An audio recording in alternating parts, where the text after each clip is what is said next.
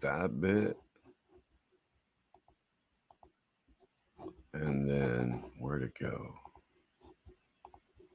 Hey everyone, good morning. Welcome to Slow News Day Morning Edition. My name is Steve-Poikonen. I'm hanging out here in Central California, and wow, it's gonna be a hell of a show this morning. It is December 27th. Hope you had a Merry Christmas or a happy Boxing Day, or if you're like Kamala Harris, a joyous Kwanzaa. Saw Adam pop in for a second. It looks like he's trying to figure some shit out. While he's doing that, gonna be spending some time here this morning with Adam Kokesh. He is recently released from his winter break in activist summer camp. Looking forward to hearing all about that. I'm going to run through the business super quick, and then we'll bring Adam up and get right into it. That QR code in the corner of the screen is Matrix Bars. Matrix Bars does sponsor the show. I say nice things about them because they're accurate, and they occasionally send me a package or two of these here things. 3.5 grams of psilocybin mushrooms per delicious chocolate bar, 4 lovely flavors, including s'mores, which are just dank, dude. They really are. Strawberries and cream, which shouldn't taste good by any reasonable measure, but somehow does. Um, Phenomenal. Go ahead and give them a shout. They're on Twitter and Instagram at Matrix Genetics, MATRAX GENETIX. The regular donate links are all up and running. Please do hit those up if you can. Gonna be a complicated winter coming up here for everybody. So every little bit helps, including sharing the links. If you fucking tapped out, dude, I totally understand. But do proliferate them links. We appreciate it. And with that, let me go ahead and bring back up on screen again, returning to the show. My friend and yours, the one and only Adam Kokesh. Hey there, sir. Good morning. Oh my God, I'm so sorry. I didn't know you'd have me on vertical orientation if I did it that way. Let me fix that to be polite to your audience. Yeah, it's yeah, man. The 12 days of winter solstice ended for me on December 21st this year with an epic victory getting out of jail from Saguache County, Colorado. Still recovering, still getting back into my routine after 12 glorious days of solitary confinement. But I'm back in my cat. I got my pie. I got my dogs. I got my wood stove. And man, it's good to be back in the land of the freeish. Your reception kind of went to shit there. You're a little bit stuck on the screen. You went out and you came back. I did get the jail sucks. You have your edibles. You have all of that, and it's good to be back. Am I clear now? If Am I clear now? I should be good on StreamYard with this setup. This is how I do my show. Your audio's better. Interesting. Maybe it just needs to like pull itself together, or you're getting fucked with. I don't know. Yeah. Well, hey, welcome to the modern world. Sounds like there's a bit of a delay. Let me refresh this. Okay. That's fine. It's wild, dude. I woke up I guess what 8th or 9th of December or something like that. The first thing I saw was that Adam had been yanked out of his vehicle and was locked up. Let's check it out. It looks a little better.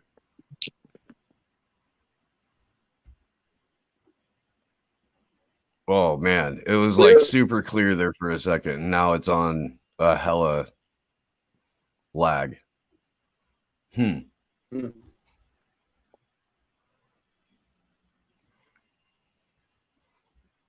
don't know. Say something. How about now? How about now? Keep talking. How about now? Keep going. No, I think it's man, that's fucking weird. Usually you're fine. One more try. We've done this a handful of times.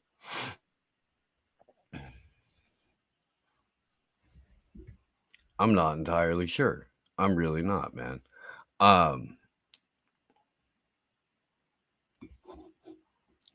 see. Let's remove that, Adam, and see what happens if we bring this one in. Let's kick that.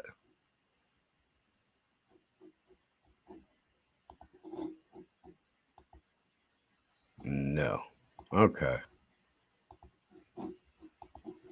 Huh. Well, we do it live, ladies and gentlemen. I wanted to find out what happened to his arm because I had heard broken arm like first thing in the morning and it freaked me all out. I got super pissed off. Definitely wanted to hear about being allowed to legally possess psilocybin in Colorado, apparently drive around without a license plate or a license. That's a bummer. I'm sure we'll figure it out. I will hit him up. I don't know, one way or the other. Let's see, what's he saying here? Sorry about this, y'all.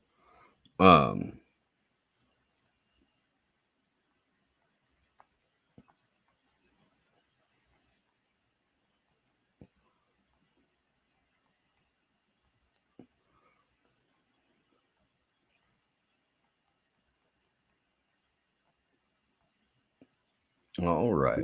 Well, hopefully we'll figure it out. He's gonna restart all of his shit. Try again. He was without his phone for 12 whole days. It was in the hospitality and care of the Saguache County, Colorado Sheriff's Department. I don't know. I'd want a new phone. That's for sure.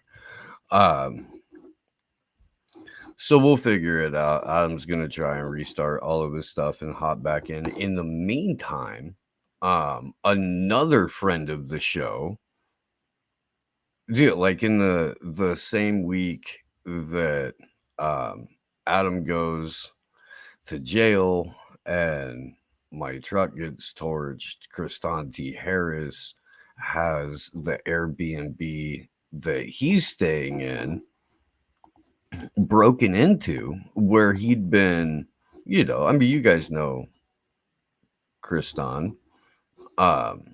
He crowdfunded to get out to New York just specifically so he could cover the Ghislaine Maxwell trial. I'm gonna pull this up here in a sec. I'll just pull up the website.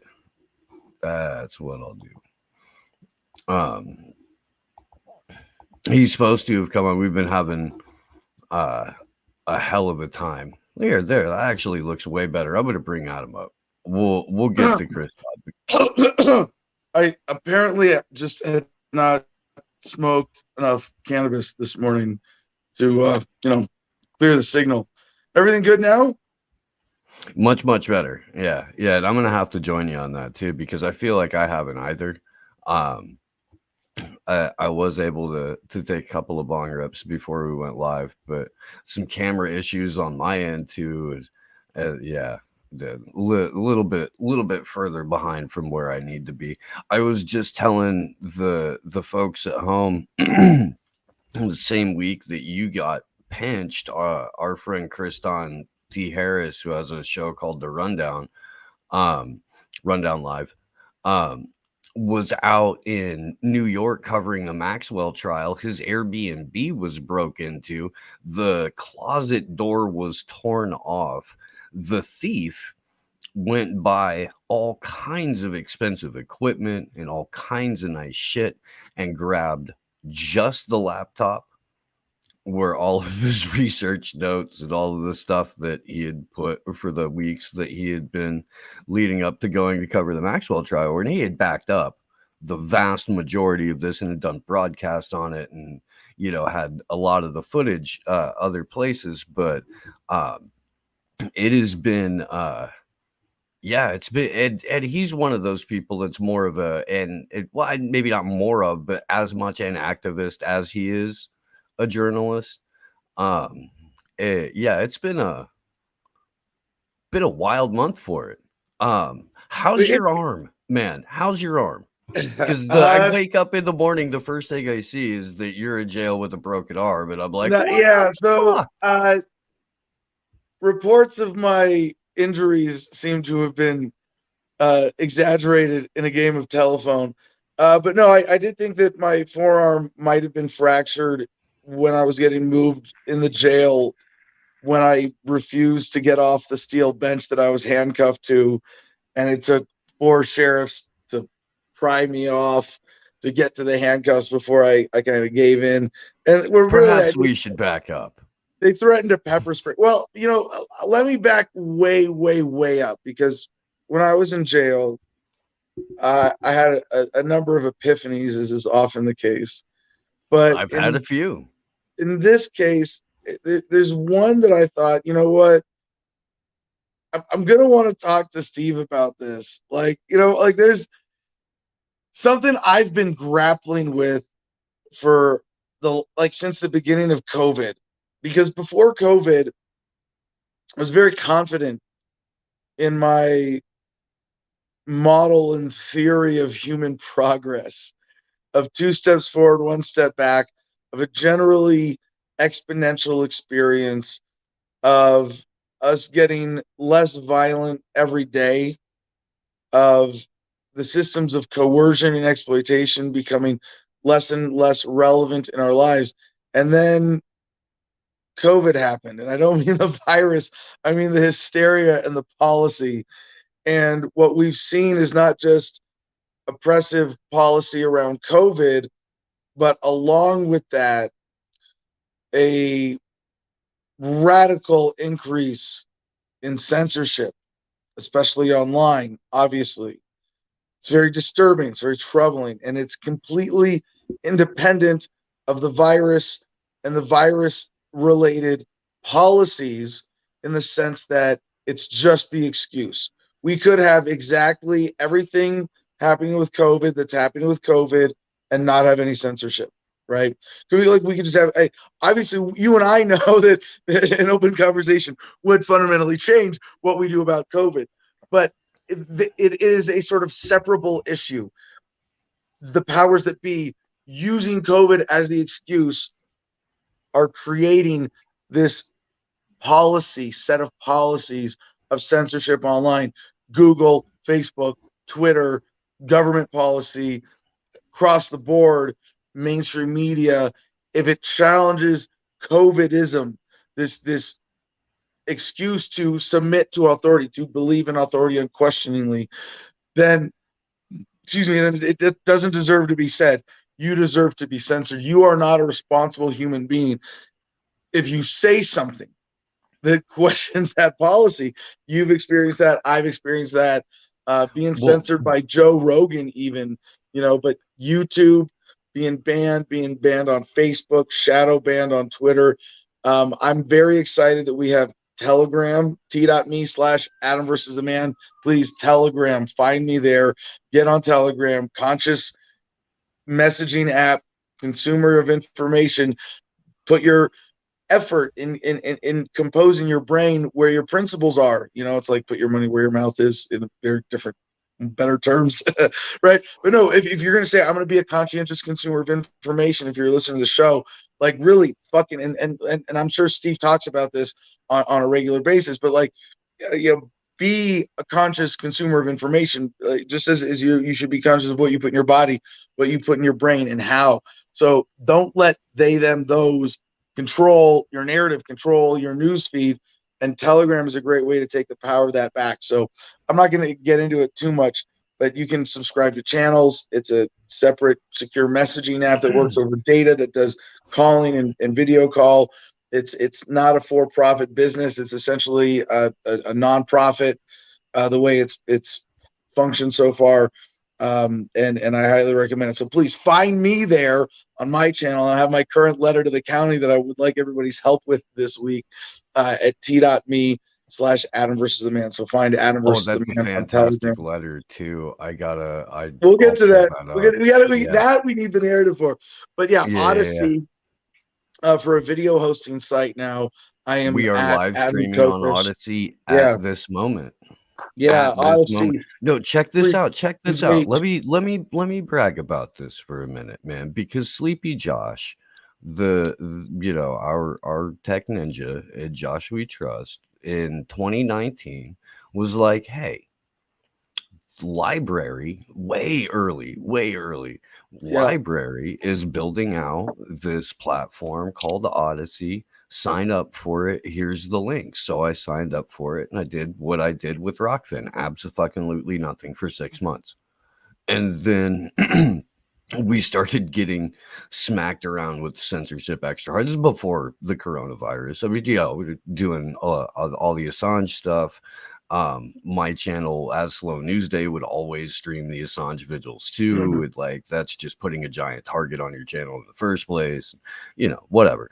But started talking at the same time to like Nico House and Jason Burmis and a couple other people about Odyssey.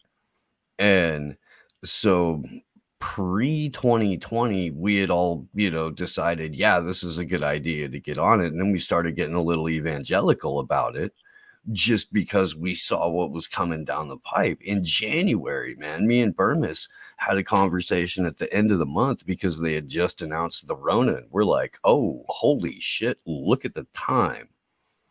Huh. Yeah. Seems like Well, let me get back to let me get, of course, you and me are going to get sidetracked talking about free media and censorship and all that. But no, let me, because that's just one point, right? To this bigger epiphany is that aside from COVID, the censorship as a modern phenomena under COVID, but then the COVID policy itself, the oppressive nature of that. And then I would say, look at how they're fighting Bitcoin and crypto, but more importantly, look at how financial power, because that's what it is. Money is power. When you talk about this massive scale, when you talk about fiat currency, when you talk about money by declared value that's backed up by force of arms that controls governments, right? We're talking about the several dozen or 100 richest, most powerful people in the world. You want to call it the elites, the super class, whatever.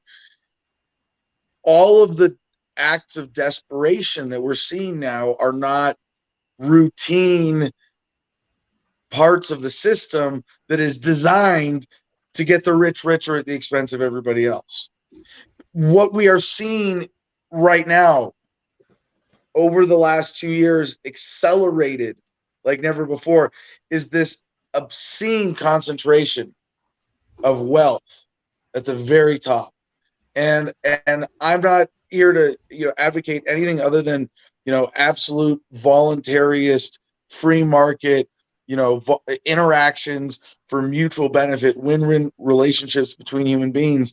When it's government imposed currency, there's a massive win-loss, and the loss is everybody who is forced to use the dollar, and the win is the super class, the people who are the profiteers off of the system. And it's not just like the billionaires. It's almost more, rather than by the scale of your wealth, how you have gained it. And all the way down from the asshole bully cop up to Jeff Bezos, it's profiteering off the coercive, violent nature of the system. And when I both see cases, often nepotism too. right, Because Jeff Bezos' grandfather was the first director of DARPA. There's not a ton of people that the modern face of the billionaire class would like to present itself as bootstrap entrepreneurs. They are fucking not. Like, they're all even Elon Musk, for all of his I genuinely believe that Elon Musk is not completely full of shit. He has some genuine good humane sentiments that are very libertarian, that are very peace and human progress oriented. And he's I think he's got so much in front of him and potential. I would hesitate to pass judgment on him. I almost put him in a unique category, but the Warren Buffetts, the Bill Gateses, the Jeff Bezoses, all the people behind BlackRock and Vanguard Holdings, all those evil motherfuckers, the Rothschilds, the Warbucks, everybody in that category, you know who I'm talking about. And their wealth is going up on paper, and their control of the conversation is going up in terms of views on YouTube and mainstream media eyeballs.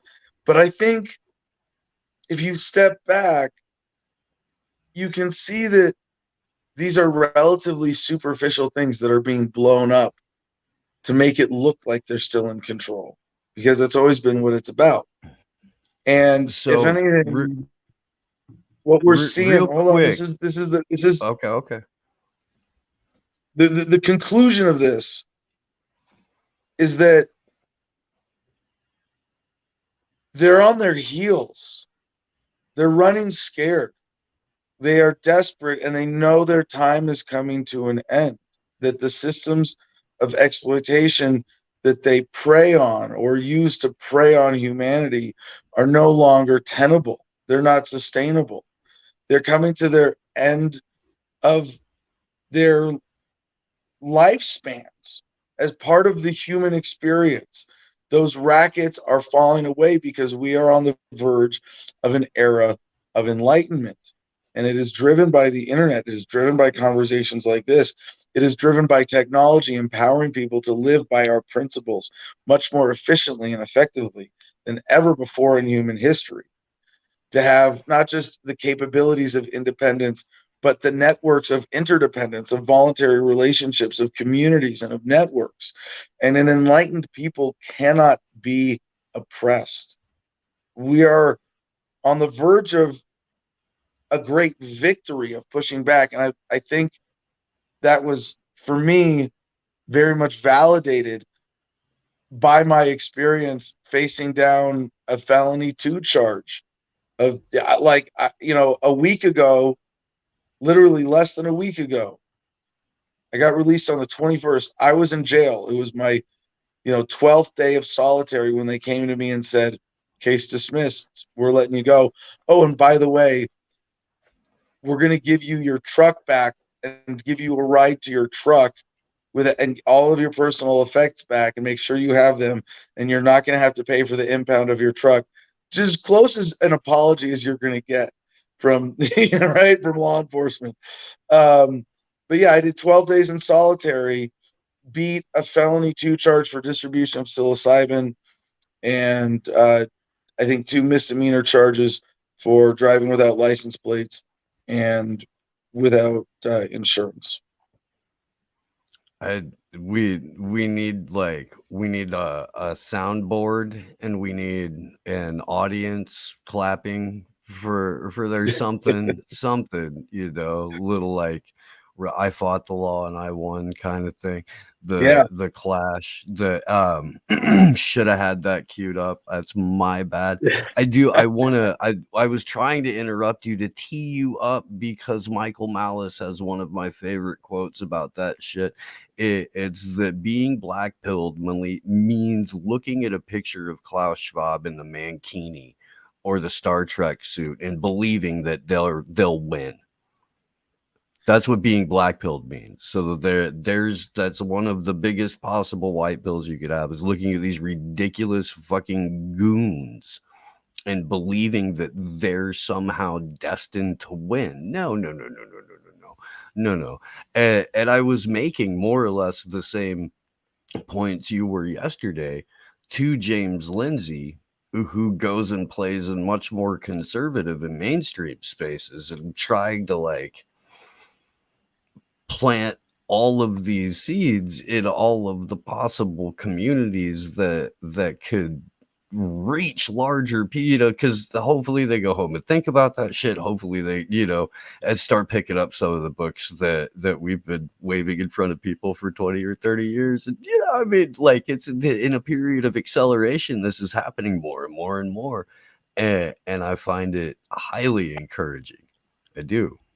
Well, I say this as an author myself, as much as books are a great gateway, and you have to have a certain, understanding of the reality in front of you, a certain knowledge base to your own satisfaction, to your own worldview, to make the switch.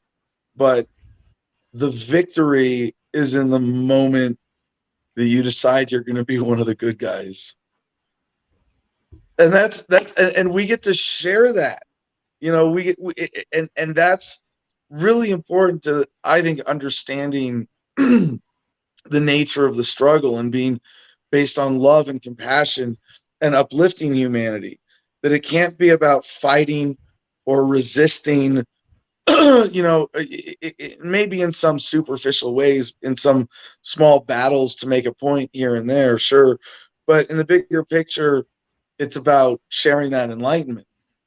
And that was so powerful in my experience, even recently in my interactions with the sheriff deputies and the staff at the jail in Saguache County, and even in an abstract sense with the DA, with the judge, with the three police officers who were essentially responsible for my arrest and violating me in so many ways on the side of the road. So let's run down the narrative real quick to catch people up, because I really do want to get to this letter. Well, and the whole thing we're at right starts now. with a cop shooting an armed citizen who had just himself stopped a murderer, in essence. Well, Like, if you want to say it starts with that, we got it. That's going well, way I back. feel like Johnny Hurley should be mentioned Yeah, at any point. We can absolutely. work him into a conversation. So absolutely. that, I mean, that's why I did. But Yeah. the audience knows. Johnny Hurley was a friend of mine, concealed carry weapons permit holder, as a responsible citizen to defend himself and his community. And he was in Old Town, Arvada, on the day a would-be mass shooter, decided he wanted to kill as many cops as possible, shot and killed one cop, and then Johnny Hurley intervened and took out the shooter, and then was killed in a case of mistaken identity by cops showing up at the scene. And it even if it's what the cops say happened, it's a symptom of shoot first, ask questions later. Even if it was a mass shooter and you were 100% dead certain the individual you were pointing at was the mass shooter, if his weapon is not pointed at you, it's pointed at the ground, you yell before you shoot. And if he raises it, you pull the trigger if that's what you have to do. Absolutely. There is that point. I'm not denying that. But there has to be absolute responsibility in the application of deadly force. And it is not shoot first, ask questions later. It is positive target identification. It is the very last resort of violence and intervention to use deadly force. And Johnny Hurley did it righteously.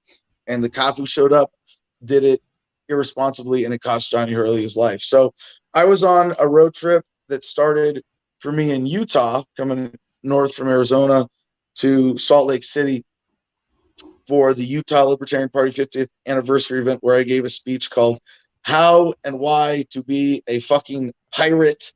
And then up north to Northport to the Canadian border to visit some friends, where my radiator and heat gave out in my F-150, which is now known as the Black Pearl, that nigh uncatchable pickup truck. And drove down to visit my father for his birthday in Wyoming. It was very cold. And then through Colorado to visit friends who were also close with Johnny Hurley and are active with We Are Change Colorado.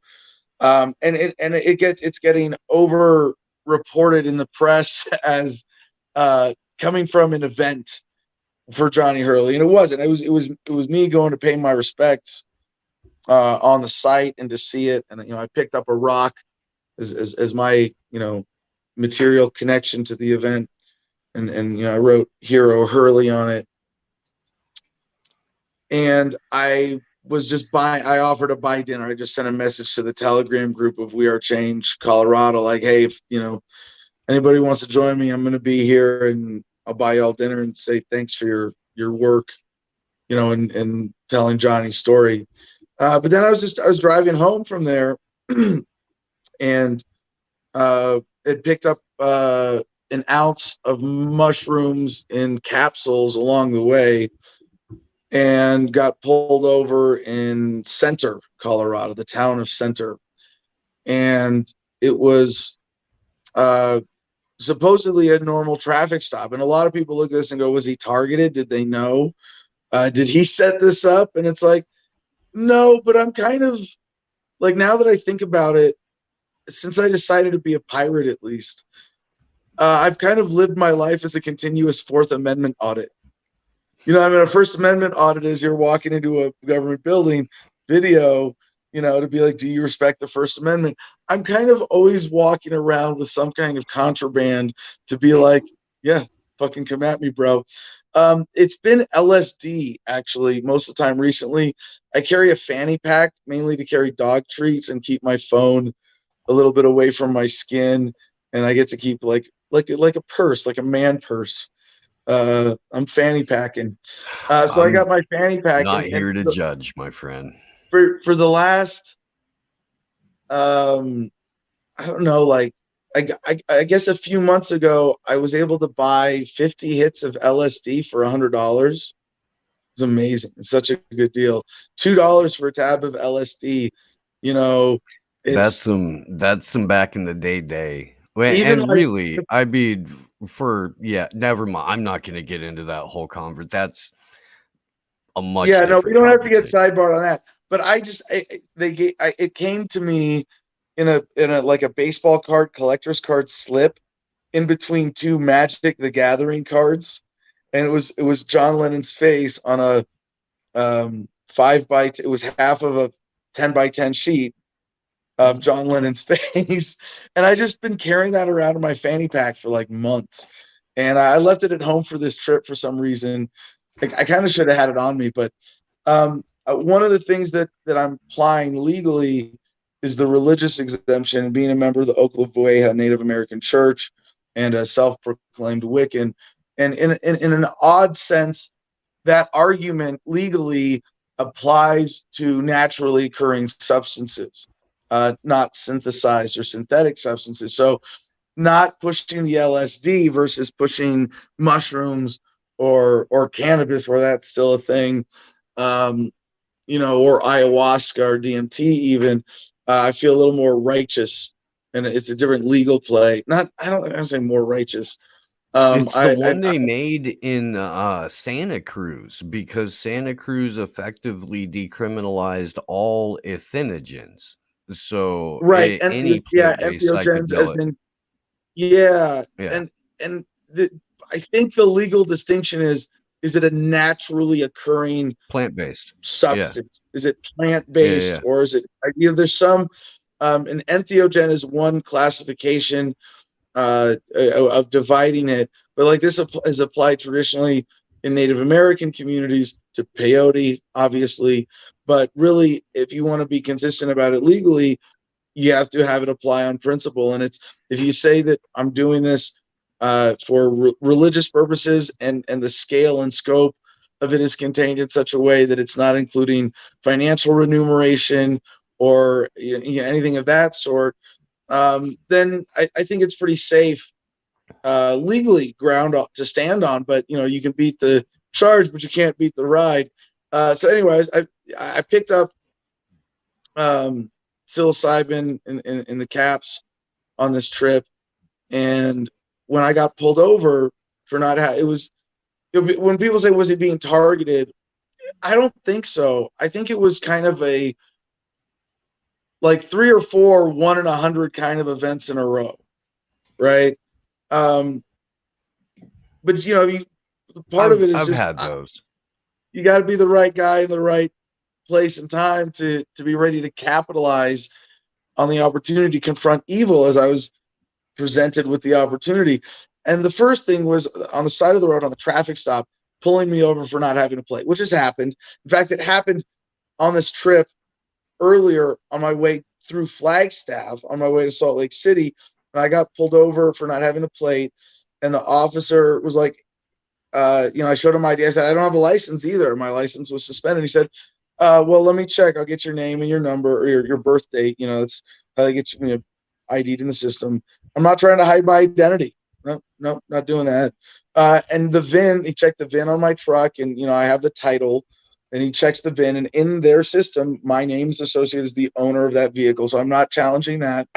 But I'm done paying for my rights. That's a line. I'm just, fuck it. That's a matter of principle now. If it's my right, I'm not going to pay for it. I'm going to demand it. and I'm going to act on it as my right, not let you turn it into a privilege that I have to pay for. So he gave me a warning and said my license had actually been reinstated because there were too many suspended licenses that the state of Arizona in September just had to batch reinstate like tens of thousands of driver's licenses. And I was like, well, fuck it. If you tell me I have a driver's license, I guess I have one, but I don't care because I got a 35-year license when I came to Arizona. So I have a feeling it's going to be suspended and unsuspended a few more times before driver's licenses are no longer really a relevant thing, because we're getting past this one way or another, mostly with self-driving flying cars. But until then, no, I'm not going to pay for the privilege of moving, of traveling on roads that I pay for with the gas tax, with all the other taxes that I pay, that I have paid. No, that is the common mode of transportation that is your right to access. No, I'm not going to pay for that anymore. So when I got pulled over in Colorado, then I did the same thing. I said, hey, here's my VA ID. I have a license. It's in the system, but I don't have it on me because it was confiscated the time before that I got pulled over, blah, blah, blah. And I said, do you have a plate? I said, no. Do you have, and that was it. And he goes and checks and comes back and says, you have warrants. And I go, yeah, I know they're not extraditable. So, whatever, give me a ticket. Let's get going. I was polite and normal about it. And then he said, you know what, let me double check in the system. And he called and came back to me and said, no, it looks like your warrants are extraditable and Texas is going to extradite you. And this is old drug charges that I've settled that have like kind of haunted me in the system, but shouldn't be there in the first place. Although one or two of them might be legitimate for like a bench warrant that I never resolved, but apparently they have expired because as a part of what we figured out in this whole ordeal is that none of them are actually warrant or open. All of my warrants are closed. So when I got pulled over, they looked it up in the system and said, "Oh, you have warrants," and like either deliberately misread them to fuck with me because they thought I was going to be a victim, and then I just bond out and pay the system and blah blah blah. No, and take some plea, and they could bully me into a plea. So this is again like the 1 in 100 thing. Driving through center Colorado, super rural Southwest. Are you really likely to get pulled over for not driving with not having a plate on a pickup truck? Probably not. So that's a 1 in 100 kind of thing. The warrants, another 1 in 100 kind of thing. Are they reading? Is that their excuse? Is that just how the system works there? You got some dickheaded person in center police department dispatch who's like, let's just err on the side of saying these warrants are open so we can take him into custody and have another victim here. And so they had some other officers show up. 2 sergeants came for backup, and they said, your warrants are extraditable, and we're going to search your vehicle. And I said, why did you not consent to a search? And they pulled my dogs out, and they brought a drug dog, and they opened it up, and they found the bag of mushrooms there, or of capsules. And again, like the probable cause generator, the dog didn't, the dog hit on the door. Like it really, okay. It's they didn't use the dog to search. They just used the dog as the excuse to tear up my truck. And I was on a road trip. I had luggage. And I was on my way home. I had all sorts of other cool goodies. So like they really tossed my truck. They pried some panels out even when they did a thorough search later. But they put me in and they took the dogs into custody, my girls Thelma and Louise. And separate story for them is they were left outside over a very cold weekend in Colorado in the middle of December and got a little frostbite on their ears. But that's fucking animal abuse. There's no excuse for that. And so we're pursuing some action there. But fortunately, they were picked up after a couple of days. I got taken by a sheriff's deputy as a courtesy to the center police officers. He was in the area, gave me the ride to the Saguache County Jail. And I want to say for all the stuff that I do in this and that I advocate for resistance and noncompliance, one, side of the road is not the place. If you are in a traffic stop, do not physically resist. the police, by pulling you over on the side of the road, unless you are completely away from traffic entirely, but even if you are, what they are initiating is a stop based on, I see how you're driving and I'm threatening you with deadly force in order to stop you in your travels. Already that is setting up a heightened confrontational situation where police are likely to do something squirrely, to get nervous. They are trained to escalate in situations like that. And if you are anywhere exposed to other traffic, you are putting other people at risk by heightening the danger in that circumstance. Don't do it. Verbally resist, maybe, if you can keep it calm. But the moment they say, no, sir, you need to get out of the car or we're going to pull you out of the car, don't put your hands where they can see them, right? But don't move, don't make any sudden movements, and let them cuff you and put you in the back of the car. Until that, like, you're not resisting passively or actively at that point. And I don't want to say never. I'm sure there's some crazy circumstance where you can do so if you know what you're doing to save a situation or life and limb, but know that you are taking on those greater risks. And I almost blanket across the board, do not advocate for anything there. But when we got to the jail, I told the guy who was driving, I was like, look, I'm not cooperating with this anymore. If you want me in that jail, you're going to have to carry me in. And so he got another dude and they carried me in. And I basically from that point on said, all right, you're going to take care of me. You're going to feed me vegan. You're going to give me medical care. You're going to give me my drugs. You're going to give me blah, blah, blah, like everything I'm entitled to, books, pencil, paper, library access, everything. I'm a pro se defendant. I want legal phone calls. I want my phone call now. But I'm not going to, like, anything that was their game, not going to play. Like, I'm not going to put on a jumpsuit. I'm not going to wear oranges. I'm not going to fingerprint. If you grab my hand, I'm not going to punch you. I'm not going to hurt you. I might resist. And, I might make a fist. But like, and at one point I held onto the bench that I was cuffed to and made them pry me off of it. But I made it abundantly clear, I'm not going to hurt anybody. But you guys are criminals because I'm innocent. And I'm not going to help you in this criminal endeavor. And I was just stuck to that the whole time. And if you're afraid about going to jail because of some medical thing, it is often taken as the reason to submit. Oh, well, I'm diabetic. If I don't get my shots, I'm gonna be fucked. If I don't get my proper diet, or I'm dependent on this prescription medication. If I don't get this, I'm gonna be in immense pain. And it's tempting to say, well, then I better submit and just beg for medical care. And actually, you're not more likely to get taken care of that way than if you do what I did and say, that's nice, but I need you to know that I have a medically sensitive situation. And until this is addressed, I am not going to answer any questions. I need to talk to an attorney. I need to talk to my medical provider. I need to talk to your medical staff. I need this diet. I need an extra mattress. I need these prescriptions. I need this medical attention. And until I get that, I will not play any of your games. You're actually more likely, if you're friendly and respectful, to get what you want by doing that. And it's true on the bigger picture too. So Saturday they came, that was Friday. And at one point they said, oh, guess what? Turns out your warrants are not extraditable. Whoops.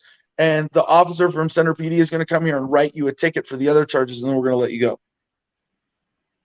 And I was like, yeah, that's more like it. And then they said, oh, never mind. He's not coming. You're going to have to go to the judge on Monday. I was like, all right, let's dance. And they came to me with bond on Saturday because I was able to call my dad, who got messaged to my Telegram group. Please join us there again. Adam versus the Man on Telegram, t.me/Adam versus the Man. And got word of my girlfriend, Joey Lee, GI Mary Jane, great activist in her own right, did an amazing job of jail support and coordinating with this. They came to me with bond on Saturday because they got together $1,500 and convinced a bondsman to drive down from Denver. So I had the option to get out right away. But in order to do that, I would have had to do a couple of things that my conscience wouldn't let me. And one is to accept that my freedom is for sale or that can be held ransom. No, not doing that anymore. No, I mean, I don't want to say never, but like, no, if I don't have to, no, I'm not gonna let you sell my freedom to my friends for even, the $1,500 cost of a $10,000 bond. And I'm not going to sign papers that even acknowledge your authority to do that. That's the other thing. Like, really, I'm going to submit and say that you can, that because you've kidnapped me, you can ransom off my freedom. Like, no. And to acknowledge the charges. And when you bond out, you're signing papers that say, I agree to blah, blah, blah. And I'd be, part of me would say, I might just say, fuck it, like I did with the lingering charges in Texas, essentially. Like, fuck it, I'm not going to respond to their warrants. I'm not going to show up for court. They're going to figure it out eventually, and they're going to take it off their books. That's what they did. So, like, it's not worth the trouble. It's really one of the great tools of the system to entice obedience rather than force it by tricking people into thinking that obedience is easier. It's the path of least resistance because there's a certain confrontation in resistance, but it's actually less overall. I mean, jumping ahead, obviously, I beat this in 12 days.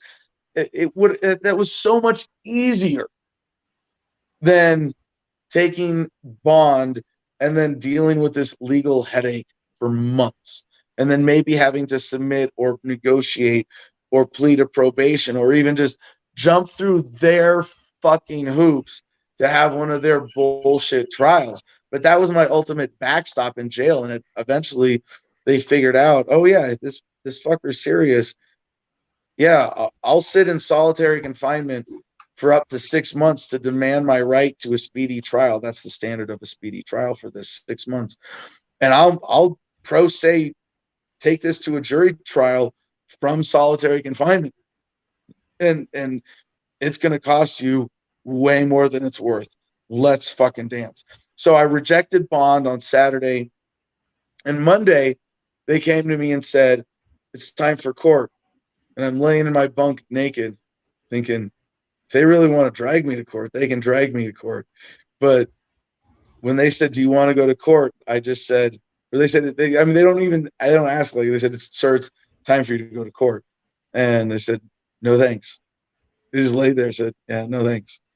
And I guess they would have figured, the judge would have figured out, but no, guilty until proven innocent in this legal system, not a justice system. And she said, oh, well, I guess we'll just reschedule for Wednesday. So 2 more days, sentence, boom. And so I wrote a letter to the public and to the judge directly that basically said, fuck you. I don't know. I'm not even going to enter a plea. They don't plead with evil. And what you are doing is evil. The way the system operates, not you as people, I'm never going to cross that line and condemn individuals, but the actions, the system, it's fucking evil. And what I was doing was righteous. And I admitted to it that I was distributing psilocybin. Now, legally, I'm not crossing the line of this was intended for this here and nothing, and I'm not selling it. I'm giving it away. I'm sharing personal sacrament and medicine. And I basically said, yeah, I'm not disputing the facts here. Fucking come at me, bro. Let's dance. And when they came to me for court Wednesday morning, I said, can I have a legal call? And I called Joey and I recorded myself, or she recorded me and released me reading this letter from Captain Freebeard. And it was it started with a joke. When the deputies asked me, they said, what's your name?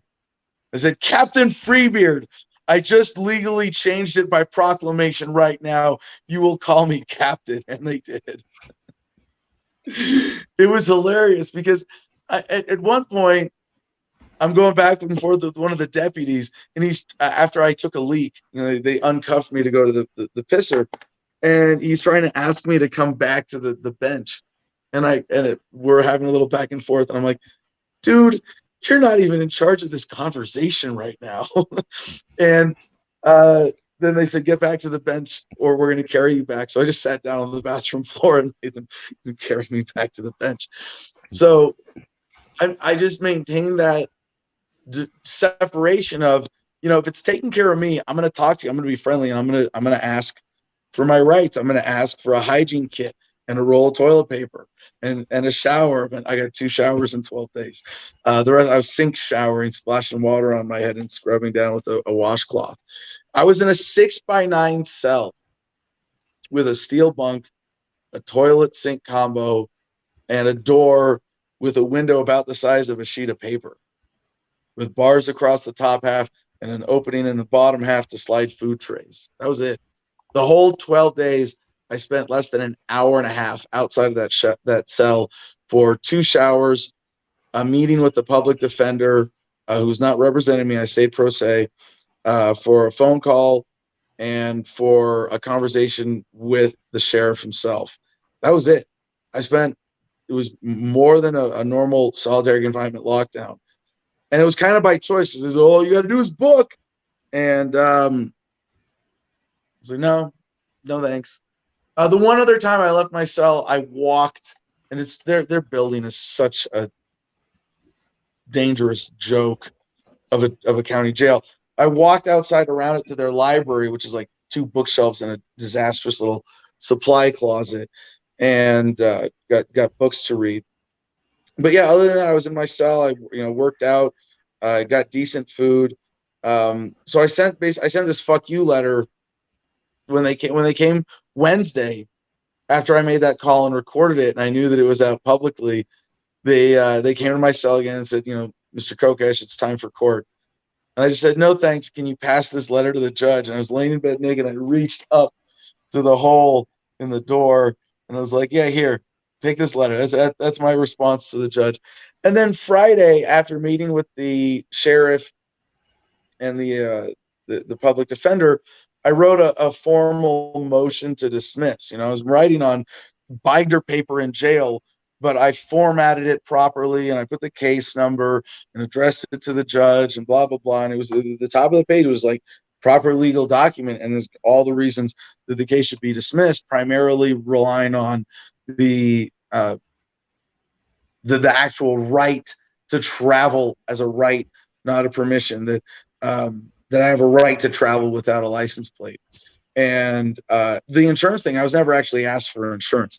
And I do believe, in a sense, in responsible insurance. If you're going to drive, you're putting yourself in, there's a certain logic behind it. I hate the way we do it. There's the punishment shouldn't be you get your privilege of driving taken away for driving without insurance, but no, that you're financially liable for damages. We don't have a system that holds people liable for that, and that's one of the reasons that we have such a distorted legal incentive system in the United States as well.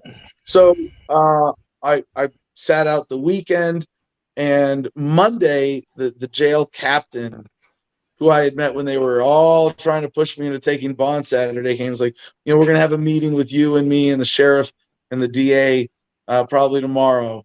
And I spent all day getting ready for that meeting. And then they came to me at 3 p.m. with a piece of paper, all charges dropped, case dismissed, we're not going to file. And I was like, well, shit, that's the meat of the victory right there. But I wasn't going to let them hold the Black Pearl hostage at that point, because one of the reports we got was saying that in order to get my truck out of impound, I would need to present driver's license, registration, proof of insurance, and pay for 12 days of impound and towing. Because it was over $1,000 easy. That's one of the ways they fuck you with this, like petty shakedown. Anybody who's ever been, arrested for a traffic stop and had to deal with getting their car back, it's dumb. It's a racket, absolutely. But I won on that count too, because the sheriff deputy came into my cell, because I was adamant about this the whole time. I even at one point was like yelling, not yelling like screaming, but like in his face through the door and through the little hole in the door, telling the captain, like, every minute that I spend in this box, your tab is going up with me. And I want my truck back. I want my drugs back. I want my dogs back. by then my dogs had been picked up and gotten taken care of, fortunately. But I said, "You're not going to make you. What are you going to do? You're going to dump me on the sidewalk?" And they knew there was a spotlight on them from all of the call flood. And, thank you to everybody who promoted that or called in or sent an email to let them know that we had people watching this case, because that was absolutely critical to the strategy here in this victory, and winning as fast as I did. 12. Like, I want to say anybody can do this, but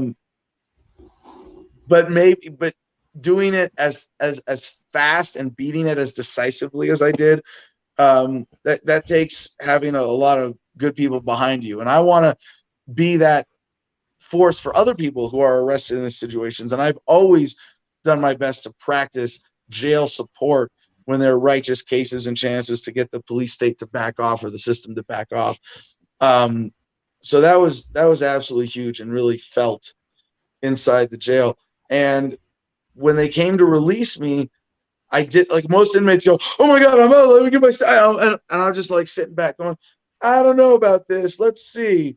Because you're going to still have to convince me to leave this jail cell. And I've done this before. I've actually crawled and wedged myself underneath a steel bunk in jail in New Orleans when they were trying to get me to leave.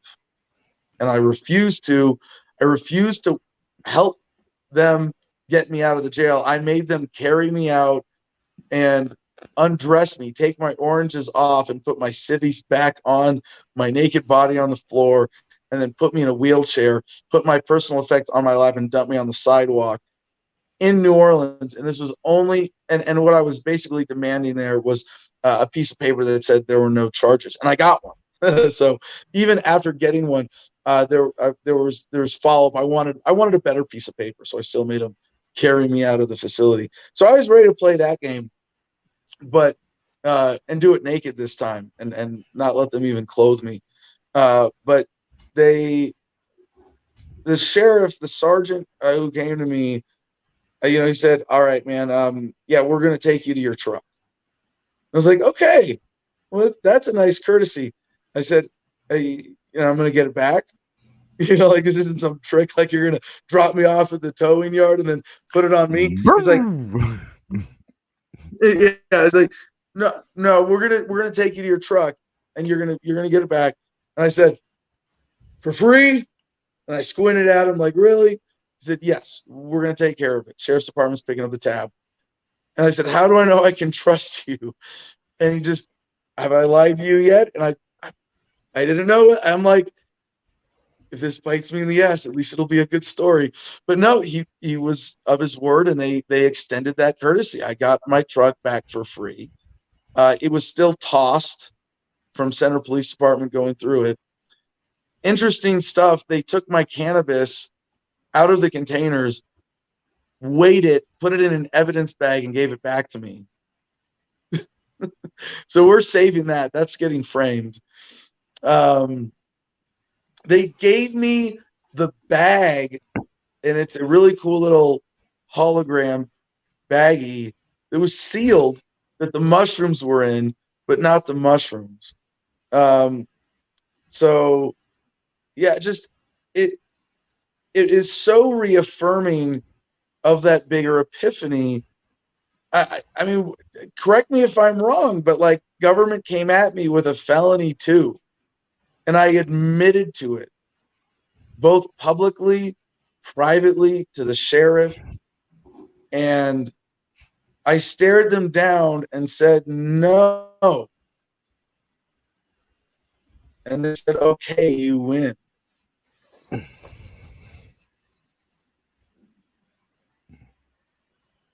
So now that I know all the ways to manage and deal with that liability, I'm at least comfortable saying, yes, I will be growing, and we are growing and giving away mushrooms for free here in Gardenia, especially to veterans who are guests of our nonprofit Homefront Battle Buddies.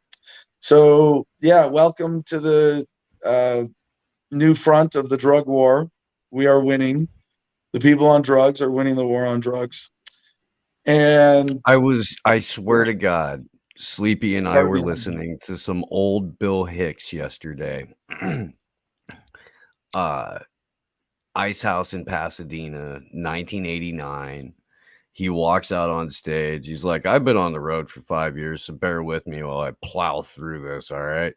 And then just proceeds to kill it. And did that bit.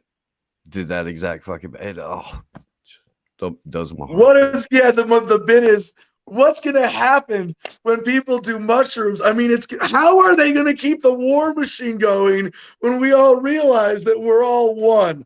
Oh my God, it's going to be a disaster. It's going to ruin the country. How are they going to convince people to make the bombs and the guns and the bullets? We have to keep mushrooms illegal, right? That's it. That's the gist of it. What I enjoy about all of our conversations, Adam, no, the entire time I've known you, they're always positive, like no matter fucking what, like, and that is so encouraging in the fucking cartoon, because that's what people forget. Like, yeah, dude, we might live in a fucking cartoon, but that gives you opportunity to do what would normally seem like outlandishly cartoonish shit. And because of the laws of the cartoon, it works out. About you this, caught the anvil. You caught the anvil and you threw it back.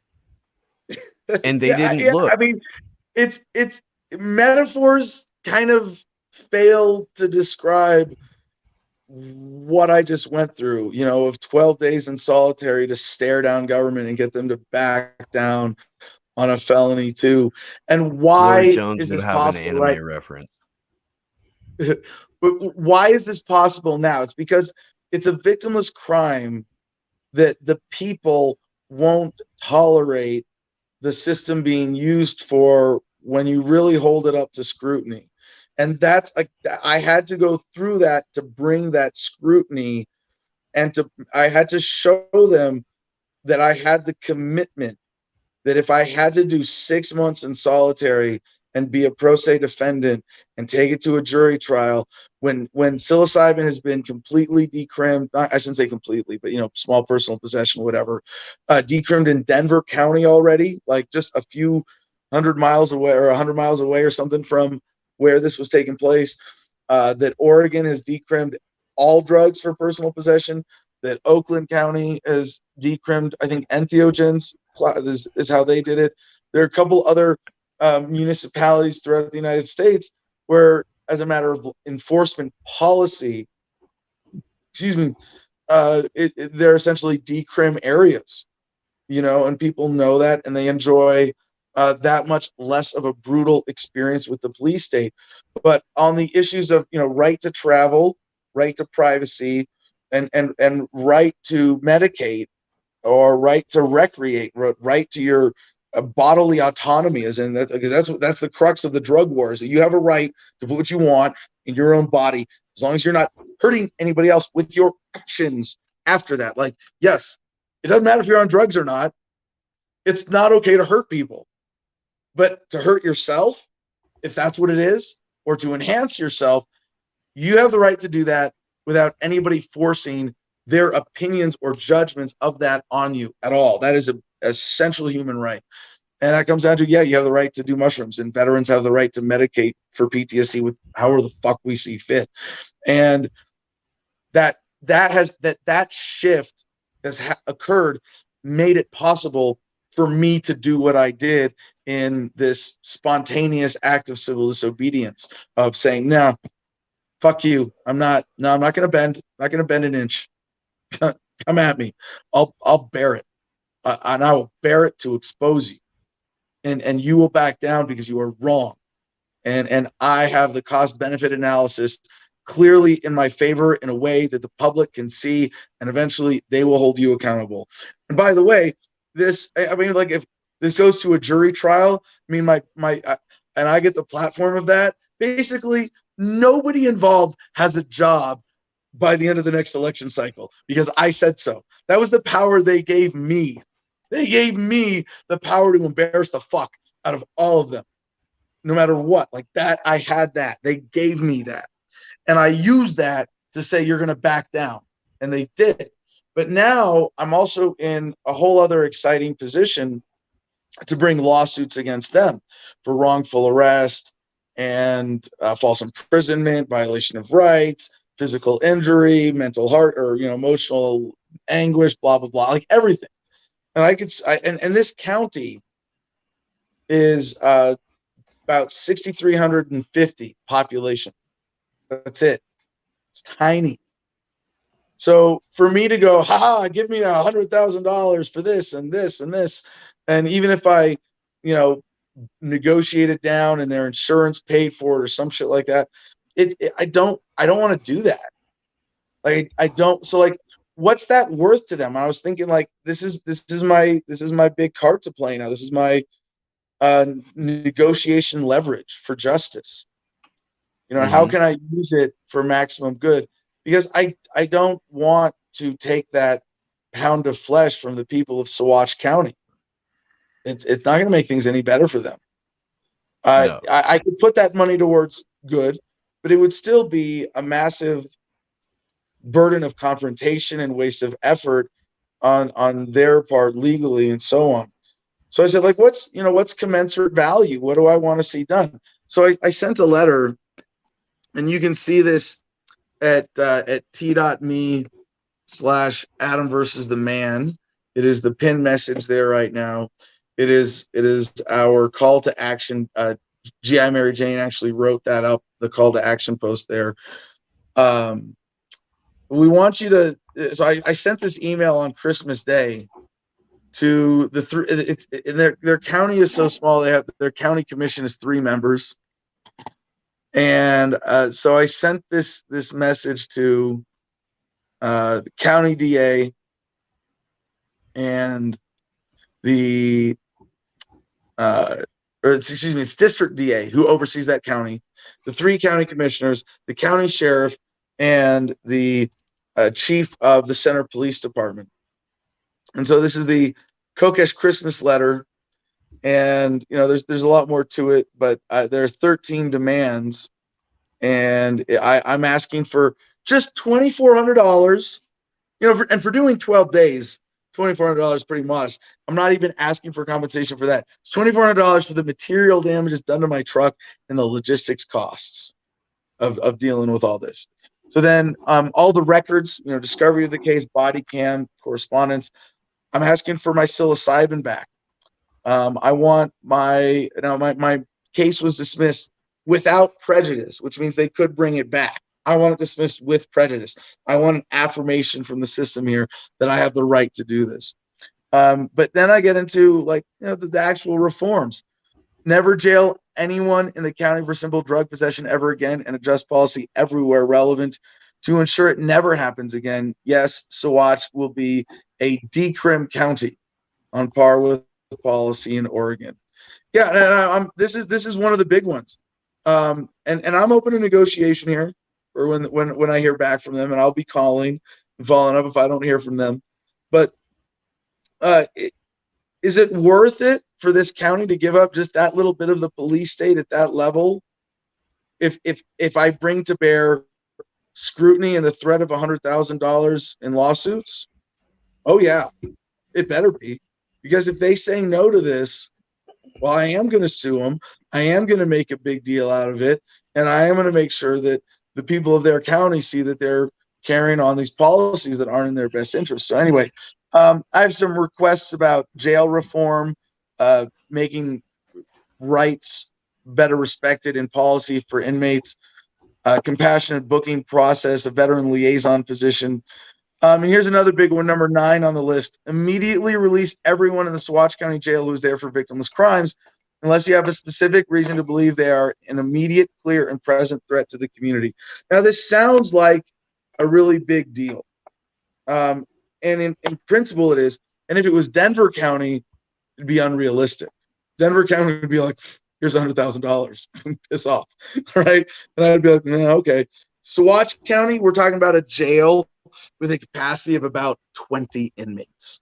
So we might be talking like 3 or 4 inmates who are on like a 30-day sentence and are going to get released 15 days. But in principle, if we can get them to do that, it would be epic. And one of the reasons that's actually, I think, reasonable in Saguache County that they would do this is their jail is overburdened and underfunded. And that's one of the reasons it's such a shitty experience, both for guards and inmates. So respect right to travel and policy.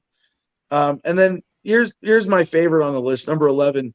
Have the 3 officers responsible make a personal written apology to my dogs, Thelma and Louise, for the abuse they experienced, with a commitment to all dogs that it won't happen again.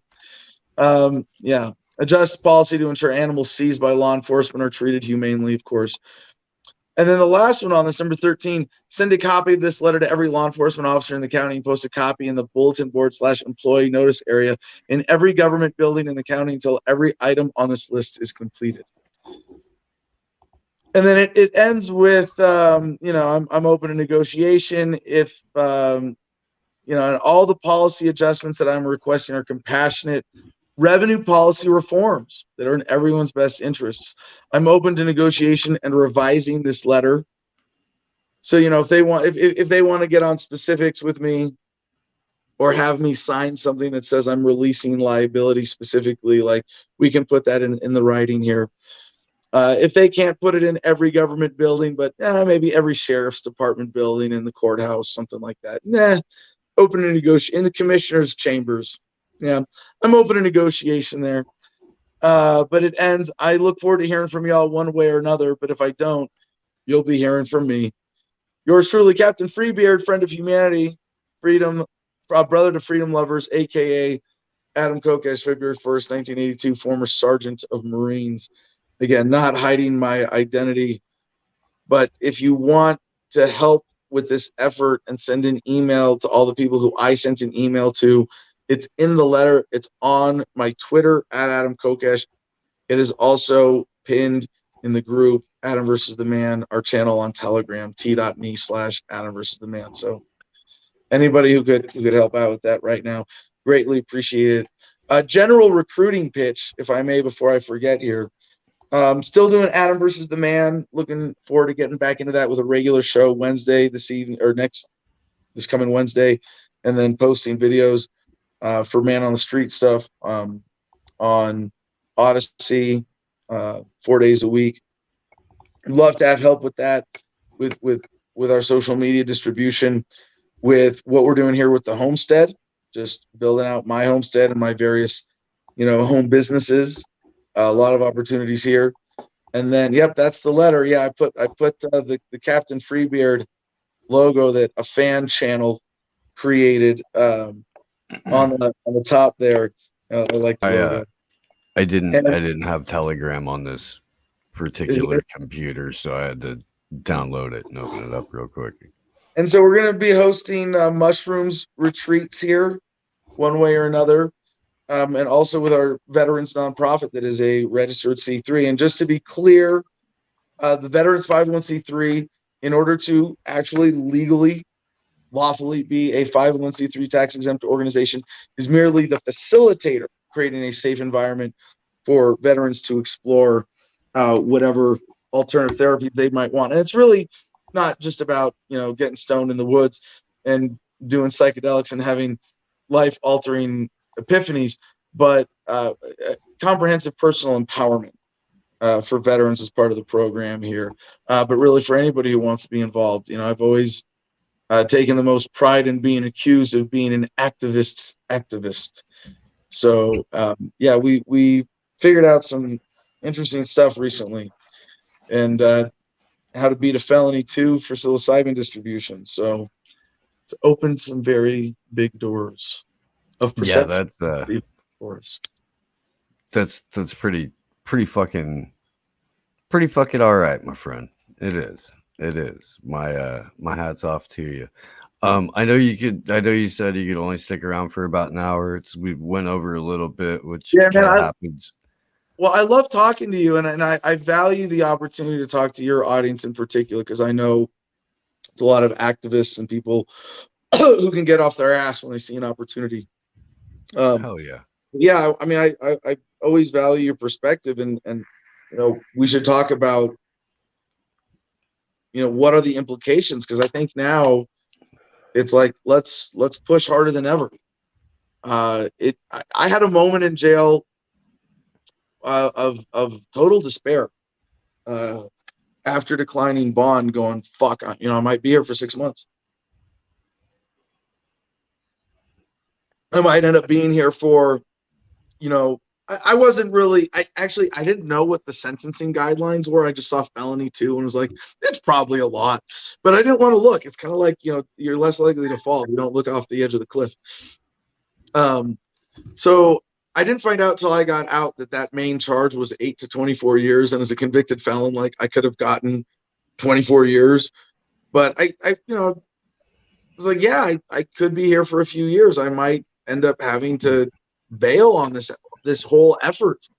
And I felt really alone.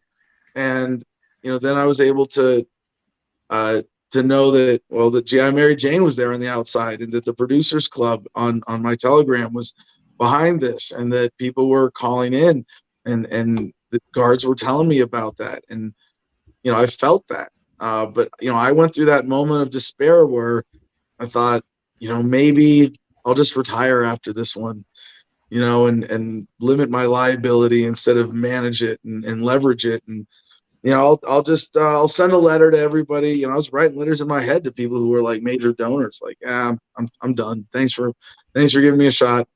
I'm going to pass the torch, and I'm just going to, do the veterans nonprofit. To me, retiring is still like a pretty active, awesome life.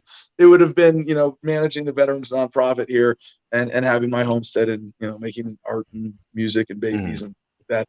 But I, at some point, realized, like, no, these people are desperate and wrong. It's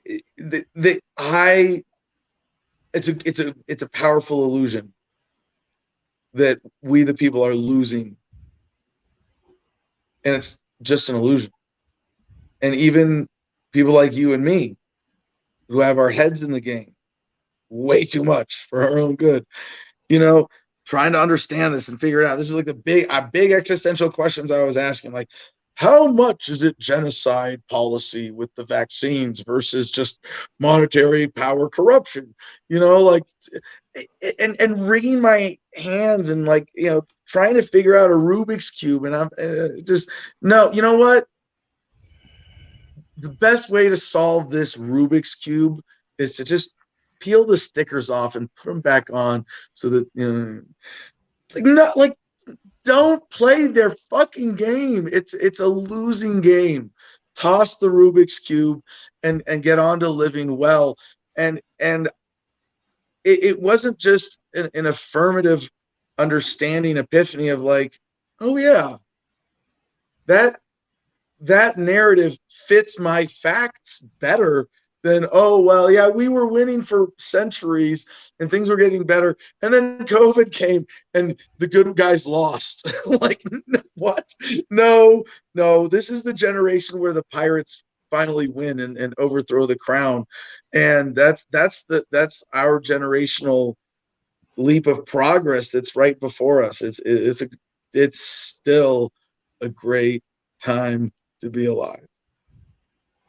Yeah, there's a couple other men o' the sea that I need to get you in the same room with, and we all need to talk about voyaging. Yeah, we'll talk later. We will. But man, let everybody know. Aside from the Telegram channel, like, let them know how they can support the Battle Buddy program. Let them know what's going on, like, with that specifically. Yeah, because we try to try to keep an eye on the forefront of research in that area. Amanda Solda, who's with the Psilocybin Institute, is going to be coming on here soon. We were supposed to get together a couple of months ago. It got crazy. But yeah, always trying to be around. And the next time you go to Colorado, you got to hang out with Rich Airy. All right. Yeah, the You Airy have to brothers are visit here. badass. So Huh? for Homefront Battle, like I have 11 acres in the mountains of Arizona near Ash Fork. You can look it up. It's about an hour west of Flagstaff. Beautiful country, great climate, mild winters, and summers that just get uncomfortably hot for a couple of weeks. It's a wonderful area with tree privacy, down 3 miles of private dirt road, the last quarter mile of which is Ma Road that built and is actually a private road that legally I am the only one with access to. So that's pretty cool. And we need help building the facility and building the organization right now. So we've got a multi-purpose room that's a Butler Hall for Smedley Butler. That's going to be a gym and yoga meditation area eventually. For now, multi-purpose.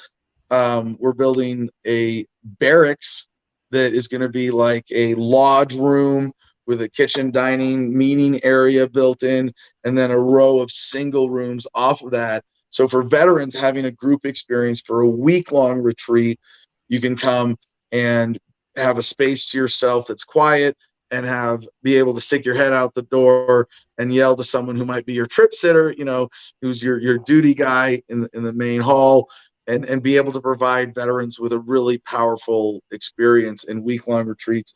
We're building bungalows for individual weekend mushroom experiences.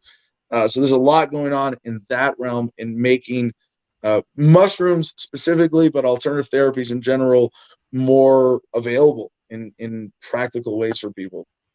And Hell yeah. so there's, for that, you can reach out to me directly, adam@thefreedomline.com. Battle Buddies is homefrontbattlebuddies.org. And from homefrontbattlebuddies.org, you can email our general inbox, which is homefrontbattlebuddies@gmail.com for now, until we get to the next level of email organization there, of course. And you can donate there. We need money to build. We need money for operations. We need money to staff up. We need money to build this incredible facility to make possible this vision and these experiences for veterans.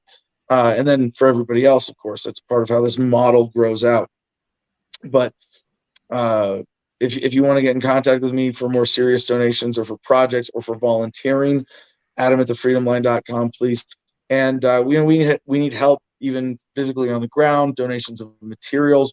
We can give tax deduction receipts for all of that. So yeah, I've got a lot of stuff going on, and anybody who wants to reach out, please do. We need all the help we can get right now. Hell yeah. Well, I think I'm gonna wrap what I think I'm gonna do today, because the show is now like Sunday through Thursday, and I've been having a lot of guests on, so I haven't really done like a news show since last week.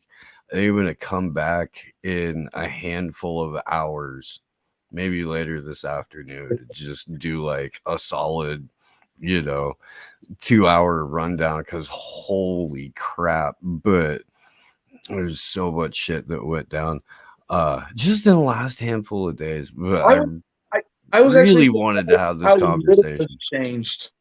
Maybe it's I've been doing this for too long. I've been reading the news, reading through the lines, with the Matrix code in mind for too many years. For I guess a decade and a half now, I've been involved one way or another. And but like I disappeared for 12 days and got out, and I pulled up Drudge Report again. I'm like, did anything happen while I was locked up? No, no. Just as far as that mainstream narrative, it's gotten kind of boring and predictable. You get on the other side of that and see the progress that humanity is making, and the news and in crypto That's and what the news technology, show's about. and saying, fuck you to the man. We're gonna do mushrooms if we feel like it. Like there's a whole other world of news. Yeah. Better No, way I to mean, that's kind of the format. Like, we'll go through like some of what the crazier people are saying, and then show all of the shit that is going on and I really try, like, I think this is the year where we really see legitimate effort towards parallel societies and parallel structures, and people who are consciously weaponizing counter economics as a nonviolent weapon of war. And or at least that's what I'm trying to put out there, and that's where I'm headed with it. Excuse me. Yeah. No, I ran my battery all the way down. I'm trying to keep it unplugged so not any more technical difficulties. All good. I'm wrapping up anyway, brother. All right. Well, then let me say goodbye before I get kicked off here. For sure. Thanks, everybody. Peace and love, y'all. Mwah. Hell yeah, Adam Kokesh, man. Always good to see him. And yeah, that's gonna do it now, because I could go like another solid hour and a half on just what's in the queue from really last week. It really is encouraging every time that guy comes on the show. It is. So I'll come back later this afternoon. And we'll do a late day morning edition, because why not? And yeah, all kinds of good stuff coming up. It's gonna be a very interesting year. Thanks for hanging out, everybody. If you missed the talk that I had with James Lindsay yesterday, please do go check that out. Already making people mad, which is good. If at all possible, please do throw a few bucks into the GoFundMe, Cashapp, PayPal, buy Sleepy Josh Coffee, buymeacoffee.com/BORT, BORT. We love our tech ninja. We got t-shirts, truthclothing.io. We're in the partners section under Slow News Day. So is T-Lab. Ryan Christian, Last American Vagabond. They got good stuff over there. Check them out. At Matrix Genetics on Twitter, Instagram, QR code. Whitney Webb is having a baby. She's on maternity leave. When she starts doing interviews again, of course she's gonna be back on the show.